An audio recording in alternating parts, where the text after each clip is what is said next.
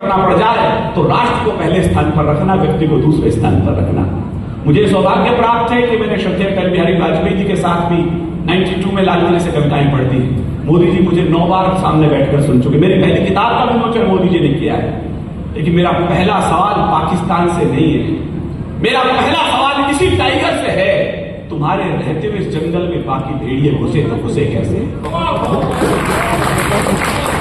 निष्पक्ष लोगों की तालियां चाहिए। मैं दिनकर की जमीन पर हूं सर। मैंने सुना है कि राष्ट्रकवि रामधारी सिंह दिनकर जब लाल किले की सीढ़ियां चढ़ रहे थे तो आगे आगे नेहरू जी चल रहे थे। नेहरू जी का पैर अचानक लड़खड़ाया तो दिनकर जी ने उनकी बाह पकड़ दी। नेहरू जी ने कहा, धन्यवाद दिनकर, तुमने मुझे गिरने से बचा दिया। दिनकर जी ने कहा, आपके बेटे ने जवाब दिया, वो जवाब मेरा भी है। धन्यवाद की कोई जरूरत नहीं है नेहरू जी। देश की राजनीति जब जब लड़खड़ाएगी, देश की कलम, देश का साहित्य उसे इसी तरह ध्यान देगा। सुकरात ने लिखा है, जब भी एक तर्जनी आप सामने वाले की तरफ करते, 3 उंगलियां आपके गिरेबान की तरफ भी झांकती है। मैं पहले अपनी गिरेबान से सवाल कर रहा हूं, आतंकी कैसे घुस आए लाहौरी दरबारों से? मेरा सवाल वहां पहुंचना चाहिए। मुझे यह नहीं लगा कि मैं किसी पार्टी का प्रवक्ता बनकर के इस मंच पर खड़ा था। मैं दिनकर की वंशावली का बेटा हूं, तो भाषा भी मेरी वैसी होनी चाहिए। आतंकी कैसे घुस आए लाहौरी दरबारों से? अब मुझे पता लग जाएगा कांग्रेस जी कहां बैठे और भाजपा वाले कहां बैठे हैं। ये लाइन करता है, आतंकी कैसे घुस आए लाहौरी दरबारों से? लगता है कुछ चूक हुई है अपने पहरेदारों से। लगता है कुछ चूक है, लगता है कुछ चूक हुई है अपने पहरेदारों से, वरना खून नहीं बहता यूं भारत माँ के लालों का। कर पहले उत्तर देते थे इन सारे भूचालों का। हम मौन रहे, खामोश रहे, कांटों की बौग लगा बैठे।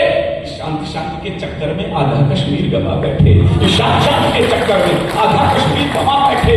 कर हम ही इनकी लाशों को, कर हम ही, मेरी हिम्मत को दाद देना। मैं रिस्क को दे रहा हूं क्योंकि हर लाइन मोबाइल पर पड़ी है। और इस देश में जिस तरह के नारे हैं उन्माद में, उनके बीच विनीत चौहान कविता पढ़ रहा है। गर हम ही इनकी लाशों को कांधों पर सदा नहीं ढोते, ये लश्कर फश्कर बूदी सब दुनिया में कहीं नहीं होते। ये लश्कर फश्कर बूदी सब दुनिया में कहीं नहीं होते। मत कहो पड़ोसी मुल्कों से आतंकी आंधी बंद करो।